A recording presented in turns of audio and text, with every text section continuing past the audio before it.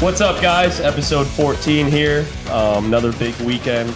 Our Irish and Johnny's little Buckeyes advanced, so looking forward to getting into that. But of course, we do have to send it to Mackie to see if he's sipping on any bourbon today. Mac, are you sipping on any bourbon today, buddy? No bourbon today. I went with Woodford Masters Collection yesterday.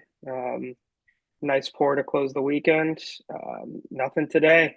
Long night last night. Stressful game.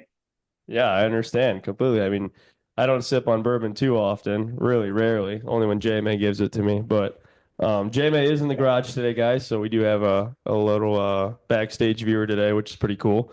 But we're starting today with college football. I know we usually start with college hoops, gentlemen, but we have to talk about these two games that we were looking forward to. So, John, I'm going to throw it to you. I want to hear some good things about the Irish first. So give me your recap on the Notre Dame and Penn State game, buddy. Yeah, like I said before, rock fight, two even keeled, very same football teams. And I mean, that played out, although, Penn State ran the ball a lot better than I kind of expected on that Notre Dame defense. But Notre Dame's throwing game really came alive, especially in the second half. I mean, very impressed with Riley Leonard. I thought for a second that they were going to go with Angeli for the rest of the game because he got that drive going. And I feel like he kind of woke Notre Dame up a little bit. And, I felt like when that fumble, that strip sack that they had, when Notre Dame somehow got back on top of that ball, I felt like that kind of kept them in that game. And if not, that could have been a knockout blow. Huge momentum swing, another one in Penn State's favor. But, all around, very good football game. Great battle. Two very good teams. Hats off to Penn State. Hell of a season. Drew Aller, don't throw the ball across the middle with the game on the line. That's all I got to say about that. Congrats to Notre Dame. You're going to go get motorboated in the national championship. Mackie, go ahead. Yeah, Drew Allers just Christian Hackenberg with a little bit of a better arm and all the media hype. He's not that good. I've been saying it all year.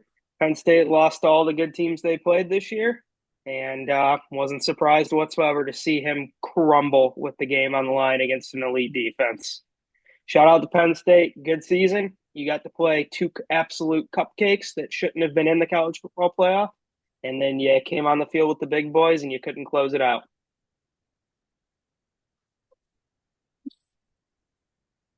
That's what you got to say, bud. What a game. We're watching it together. Jerry, me, DP, Kel, two Kels in there. The doc was rolling. The Irish were scoring. I mean, I'm Eminem right now. But wow.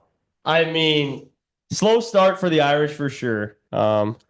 A lot of words were said in that living room, but kid, it didn't matter. And Jelly, shout out to you, brother. I mean, you got us started. You lit the fire, and it proved that just showed the Notre Dame boys that we could throw the ball on these guys. And yeah, again, shout out Drew Aller. Hey, a lot of wide receiver helped that game. Dylan, what was it? 0 for 4. Oh yeah, throwing to a wide receiver. Yeah, no catches by wide receivers in that entire game. Drew Aller, you suck. Go play some dork night. But yeah, I mean, I'm fired up. I'm real fired up to play little Buckeyes. We're banged up, but DP, give me your. Jeez, I'm all over the place here. Give me your analysis on that game, buddy. Yeah, I mean, as everyone said throughout the entire week that it's two even teams. Both really good defenses. Both rely on the run game. And as we saw, Penn State couldn't throw the ball to a receiver, whereas Notre Dame could. I mean, Tyler Warren, stud, very well should be a top 15 draft pick. I mean, I know he's a tight end, but he is an absolute animal. And whoever gets him is going to be very, very happy at the NFL level. Shout out to the running backs, too, for Penn State. I mean, those guys were taking the outside zone and hitting those cutback lanes. And I mean, it was, as a coach, just seeing that kind of stuff in poetry, like that's how it's supposed to be run. Like, it was really impressive to see it done. But, as you said, we're banged up. I mean, I think at one point we had our third string tackle, third string guard, in the game. The defense was getting banged up pretty bad. So that'll be a factor for Monday's championship game. But yeah, it came down to, what everyone said, that you're forcing Drew Aller to make a play. And he did. And he had pressure in his face and intercepted by Christian Gray. And I'd hate to say I called it. You did. Yeah. Captain Underpants his draws were too tight, John. I knew a pick was coming. I called it, Jerry and I. I did too. And Mitch Jeter for the win. Shout out to his dad that was recording the whole thing. Yeah, not like they're gonna see it on cameras on Hey, 500 different I videos love of it. typical someone with the last name Jeter being good in the playoffs. Yeah, yeah. I mean, that's how it is. But of course, we do have to talk about the other game. Not the way that I wanted it to go, but I do want to beat the little Buckeyes in the championship. But we'll throw it to you, John. Talk to us about your little Buckeyes. Yeah, I'll be honest, as shout out Matt McKay, as he once said, my asshole was getting tighter and tighter and tighter. As this game went along, dude, Texas showed wow, did that team belong and then some. They just kept fighting. Ohio State had so many chances for knockout blows. Penalties were killing Ohio State, Yeah. setting them back so much in that game. But shout out Will Howard. I mean, he played great in that football game, just dispersing all the little throws down the field, the intermediate throws. They weren't giving up the big play. They were triple teaming Jeremiah Smith in that game. And, at the end of the day, the heart and soul of that team, Jack Sawyer, he's a forever Buckeye. He's wanted to be in Columbus his whole life. And just what a moment for that kid. Has the defense done on the goal line all year. Mm-hmm. They stand up, they make a stand. Absolute game-changing play. My heart rate had to have been at like 120 when Jack Sawyer was running the other way. I mean, but yeah, at the end of the day, great football game. Again, Quinn shot physical. Travion explosive. That 1-2 punch, it's scary. And, this Ohio State team they're as good as advertised, and it's about time they showed up. And I was shocked to see them win a game like that. Physical, not real explosive, dink and dunk, take the easy throws. And I'll be honest, I thought Ryan Day called a great game. And, I don't give him very many of his flowers, but shout out Quinn Ewers, hell of a college career if it's over. That Texas team's good. A lot of firm Jesus believers on that side. And I saw they were talking about that after the game. So shout out Texas, good season. And it's Arch time in Austin. So, Yeah, Mackie, I'll throw it to you here in a second. But like I said, Ohio State's damn good at football. That was such a great game to watch. Both sides of the ball were just playing good, like the entire game. As much as like we credit the defenses, yes, they were playing great, but offenses were finding ways to move the ball as well. Texas, I don't know what you teach your wide receivers over there, but usually you continue to run in stride when the ball is placed perfectly. You got your wide receivers jumping up to catch the ball instead of getting 8 extra yards. I'm a little bit confused on that. But yeah, John, I mean, great. I mean, I'm a big Jack Sawyer fan. I see a lot of JJ Watt in him, and I'm being serious because that kid is a stud off the edge. And yeah, I mean, that could have gone either way. Texas scores a touchdown there. It's tie ball game, but Ohio State's defense, what they're known for inside the 20, stuck it to them. And I mean, that's just good, what good teams do. And real quick, man, one thing that stood out to me in that game is Jeremiah Smith was double covered, triple covered. Carnell Tate stepped up in a big way, made a lot of big catches. Emeka's always going to be there. He's a first-round pick in this year's NFL draft. He's always going to be there. But Carnell Tate stepped up in so many ways for that football team. And, dude, shout out Caleb Downs. That kid's a stud on the defensive side of the ball. That pitch play where they ran on the goal line and he strung it out to the 7-yard line, let Jordan Hancock come up and make a play, just dominance on the defensive side of the football all game against a very explosive Texas offense. Mackie, what do you think, buddy? I know you had Texas winning the whole thing, so give me your analysis here. It was a great game. It came down to the wire, but we got to talk about Sark for a minute, man. What a horrible game. What the actual hell is he doing, man? Why is Arch not in the game on first and goal at the 1? Why do you continue to try to – I just don't get it. Like, why do they continue to try to run the ball? Why are your wide receivers, yes, jumping at the ball instead of running in stride?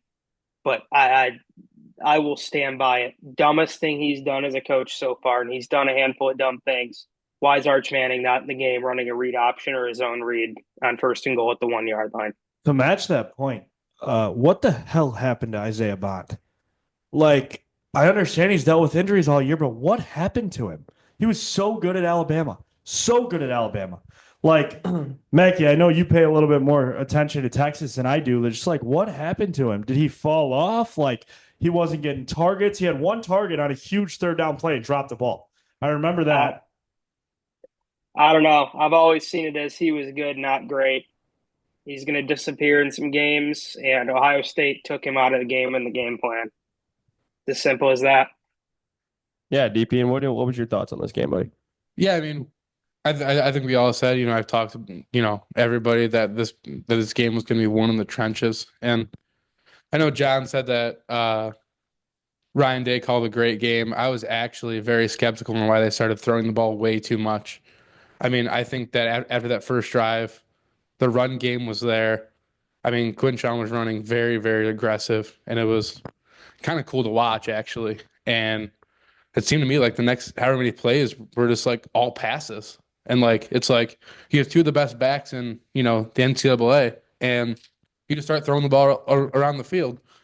And your Randy Moss receiver's got one catch for 3 yards that if you would have dropped it, it would have been a fumble down at the goal line. Like, yes, Carnell Tate showed up, and Emeka's good, but I thought that they could have ran the ball down Texas's throat for most of the game, and they just chose not to. And I guess you gotta put your money where your mouth is, and spread the ball around because that's what they want to do, and that's what they bought for. Because I mean, you don't want to pay these guys and it end up like an NFL game where AJ Brown's pouting on the sideline because he's not getting the football, and I understand that, but I mean, like the jet sweep that Quinchon laid that DB out for Henderson's big gain hit on his first carry for like 15 yards. And then he gave the 15 back because he's a dumbass. Yeah, I mean, like to me, they were returning the ball so aggressive, and like it seemed like they got away with it, like or went away from it. Sorry, and I just didn't understand it. That was really my only gripe,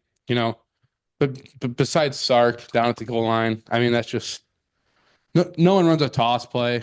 No. Like it No. it doesn't work in NCAA. It doesn't work in Madden. Like it's not going to work versus a team who has In the real world. 4.4 speed at linebacker and safety. Like that play is going to get blown up 10 times out of 10. Like Ohio State's defense, though, they've stood up on the goal line so many times this year. yeah.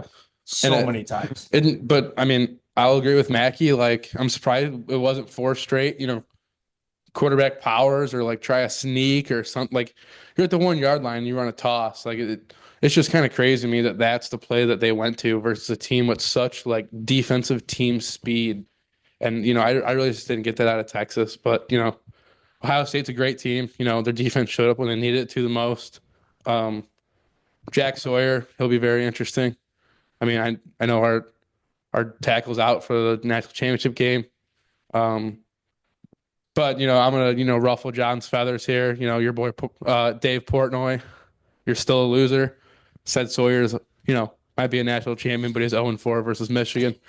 So I really don't care what Portnoy have to say either. I'm kind of with John, but that was just some funny stupid things that he was saying. So whatever topic you guys want to go to next. Yeah, so we're just going to do a little pick here for our national championship, and if we could get a score prediction as well. Mac, do you want to lead us off with the prediction of the national championship and your score prediction, buddy? I'll go 27-20 Buckeyes. I don't want to bet against Notre Dame. That's obviously who I want to win, but I just see this game going 27-20 Buckeyes. Ryan Day gets his national championship, and like John said, is it even impressive? John? Yeah, it's even with now Notre Dame just stacking up injuries and Ohio State's fully healthy. 31-10. I don't think it'll be close. Unless Notre Dame can make the explosive plays, I think Ohio State covers the spread. I think Notre Dame hangs around early. But I think at the end of the day, talent will win over heart. I do think Notre Dame is very unsung and they want to be there so bad. And this is like their storybook ending for this team, especially after that early loss in the season. But yeah, Ohio State wins this game by 10 plus to me. Yeah, I'm not a loser, so I'm not going to pick against my team because that just makes you a loser. With us being banged up, though, I do think it's going to be pretty hard to withstand this NFL roster because you can just pay $50 million to your kids now. So I have the winning one, 24-21 Irish. I called the last score. So yeah, give me the Irish, 24-21. Yeah, I'm gonna kind of slam it in the middle of everybody.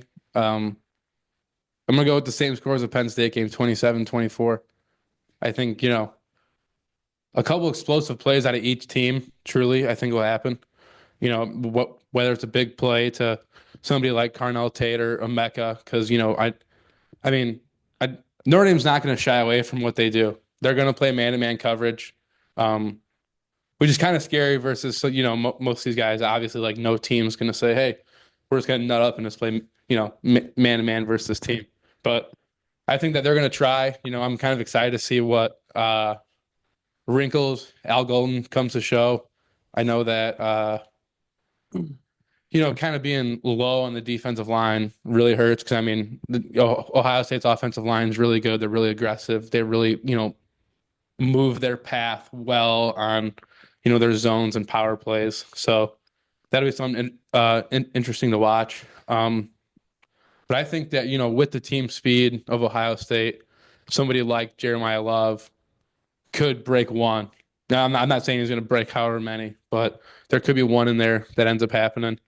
And I think, Mr. January comes through again and Mitch Jeter. So, I'm obviously going to pick my team here, but Because you're what? not a loser. No, but yeah, I'm very excited for this game. Plus 300 is kind of crazy. Yeah, it's stupid. The 9.5 is also, something I really didn't expect. But I did see on ESPN, even though the money's going on Ohio State minus 9.5 versus for the FPI rating, Notre Dame still has a 53% chance to win the game. Yeah, which is kind of crazy. I don't really understand the ESPN metrics, but right. It is what it is. One quick question for you, Mackie, a little unbiased opinion here. Nobody's getting mad at you here for your answer. Who would you rather have going into this game at quarterback, Riley Leonard or Will Howard? Riley Leonard. All right, so that ends the college football segment. We're going into the shadowed sport, it feels like, with the college football playoff going on, the college hoops. Shout out Mitch. We had a long talk today about everything. Good viewer of ours, watches all of our stuff. But we have to recap our Super Tuesday from last week. The kid goes 3-0. Are we surprised anymore? I just pick winners. I pick winners, bud. I did too. Yeah, Johnny and I, same picks. Michigan, who was it? Michigan, Florida, and Duke. Well, Duke was a gimme, whatever. But Mac, Johnny and I are 3-0. We gave our analysis last week of why we thought we were winners, and we just proved it. Mac, what was wrong about your Tennessee pick? Or no, UCLA pick? They're both pretty shit. What more is there to say there? Tennessee came out and didn't put the ball in the hoop. UCLA had a shot to close out the game with 8 minutes left and go on a run, and they didn't, and Michigan took it to them at the end. UCLA. Kid, is Golden good? Michigan's good. UCLA's lost the locker room. Cronin called his players delusional, had an absolute meltdown, and got ejected the other night. That guy's such a chode. Literally a chode. He's like 4'3". Yeah, welcome to the Big Ten. Yeah. But DP, you were wrong. We're wrong about one, right? Or were you 3? Yeah. Which game? I took the home team in UCLA.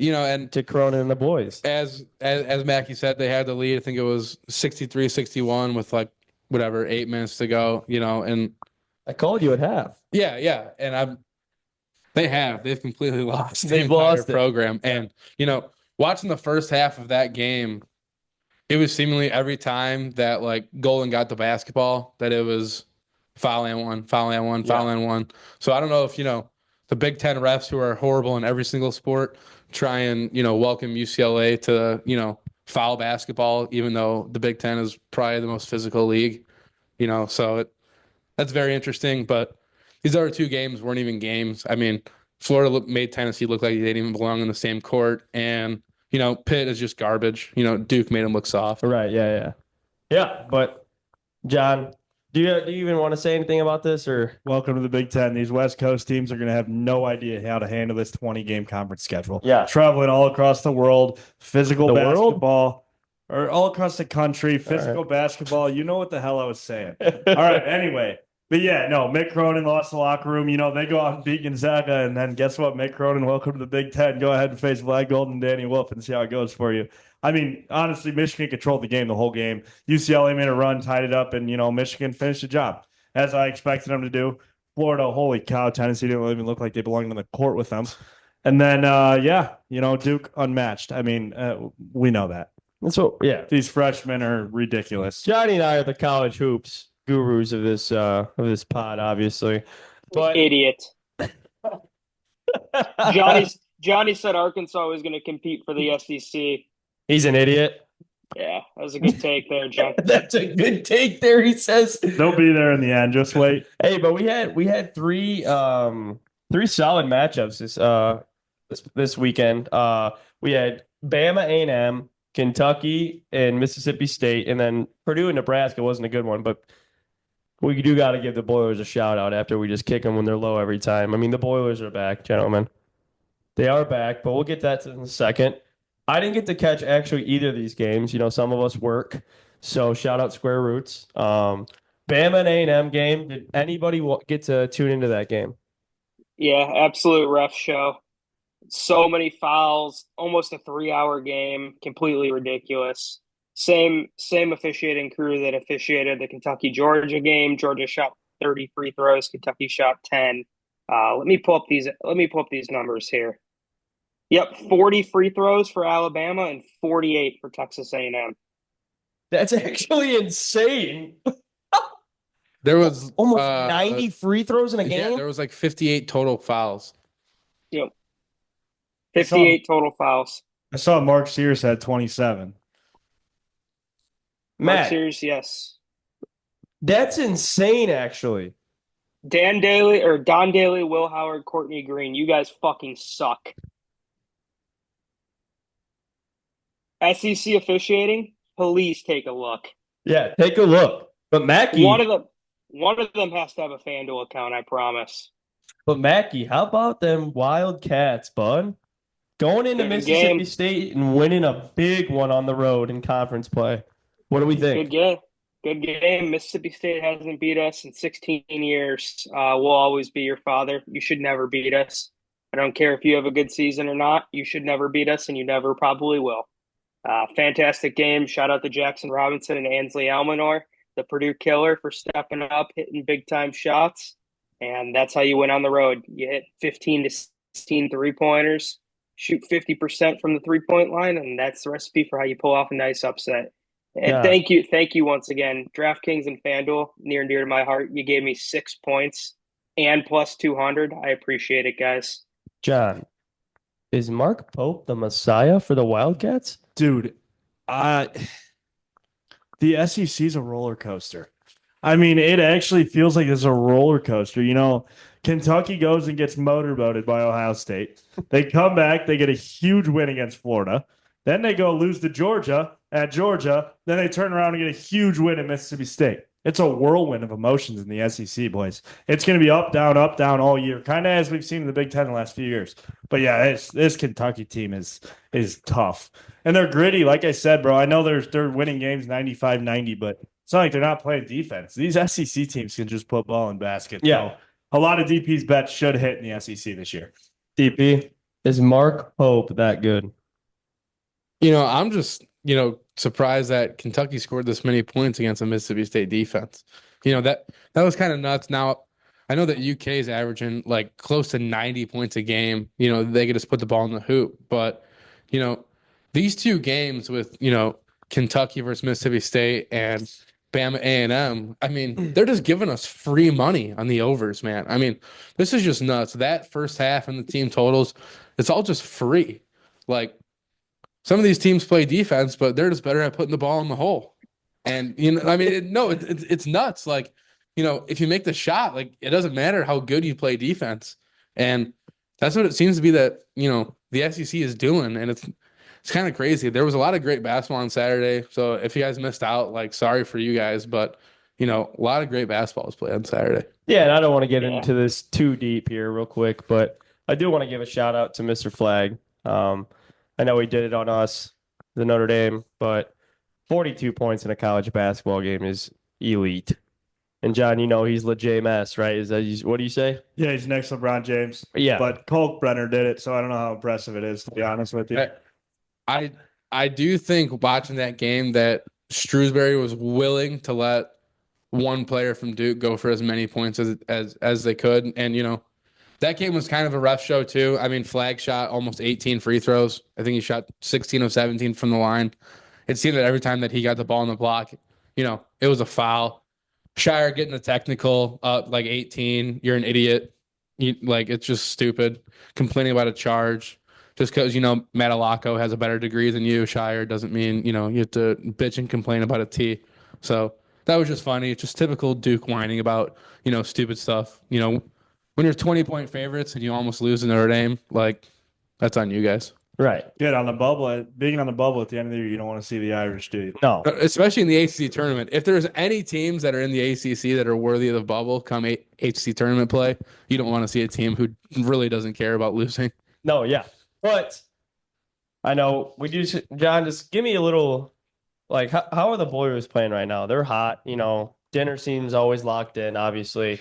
Have the Boilers turned it around? Well, the thing is, these freshmen, Cox, Brooks, they're starting to hit open shots.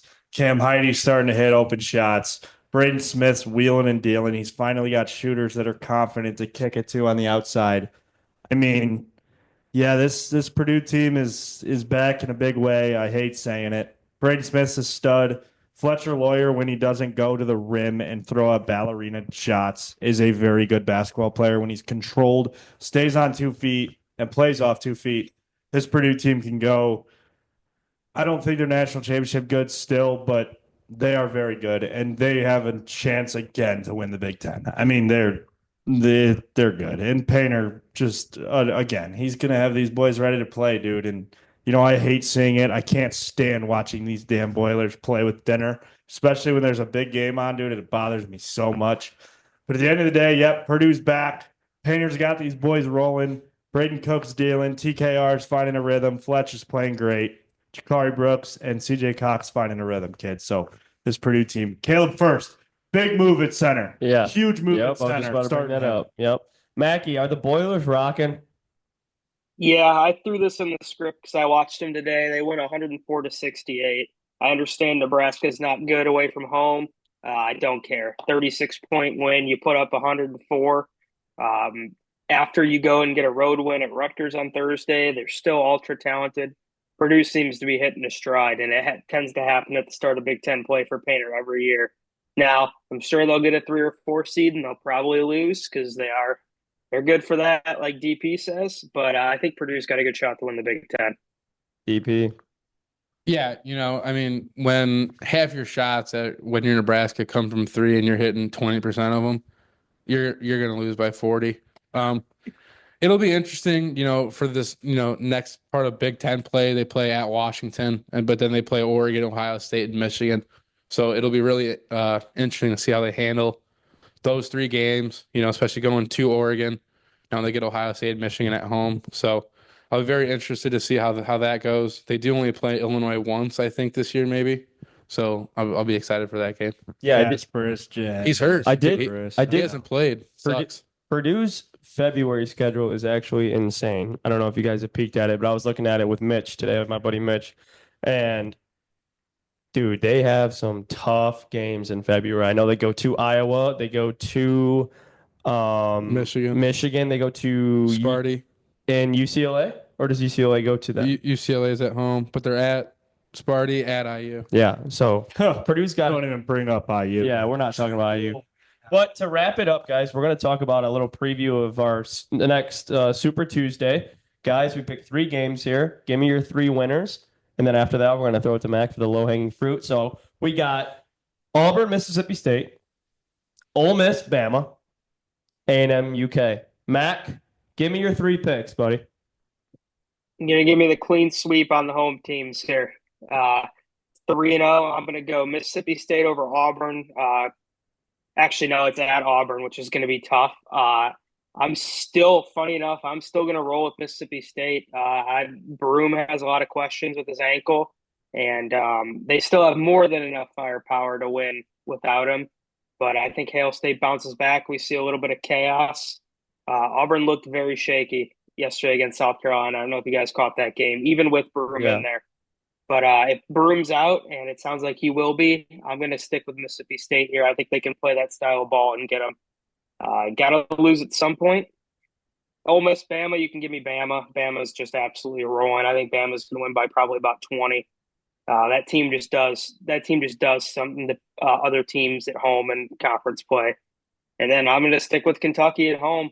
A&M plays very physical. They've had our number. Definitely could potentially knock us off. But I'm going to roll with the home team again. Kentucky, I think, found a groove. If they continue to shoot better like they did on Saturday, going to be tough to beat. John? We'll keep it simple. Auburn by 15, Bama by 20, A&M by 2. Wade Taylor gets it done on the road at Rupp Arena. Wade Taylor over his career has won me so much money I can't bet against him. So give me Texas A&M in an absolute barn burner. Like, dude, we're low scoring in an SEC game. 67-65 Aggies. On the road in Rupp. Mac, you'll be in shambles. Wow. I couldn't really care either way, but Wow. be a good game. I almost agree with Johnny. But you can feed me Bruce Pearl in the Tigers. You can feed me Bama and the boys in the Wildcats. I've been to Rupp. It's electric. They're not losing. They're not losing that game, buddy. They're not. Mark Pope has those boys playing. I'm just saving the picture for us, boys. That's all I'm trying to do here. DP, who do you got? It's electric. Shout out Wind Creek. Shout out the Wind Creek Casino. I hate the Wind Creek. Fuck you, Wind Creek. Yeah, so I was taking Auburn in this game. I still think they get it done without Broom. High scoring game. Give me Alabama. Close. Yeah, close. But their band, play the band between 10 and 15, 16 is probably the way to go. But I think this is the type of game where Bama comes into the game thinking, Old Miss, you don't even belong on the floor with us.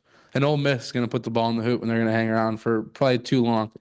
And then, yeah, give me the Cats. Give me the Cats. The Cats, man. I mean, Save the picture, baby. I mean, at home, A&M, could be drained after this weekend. Cats at home.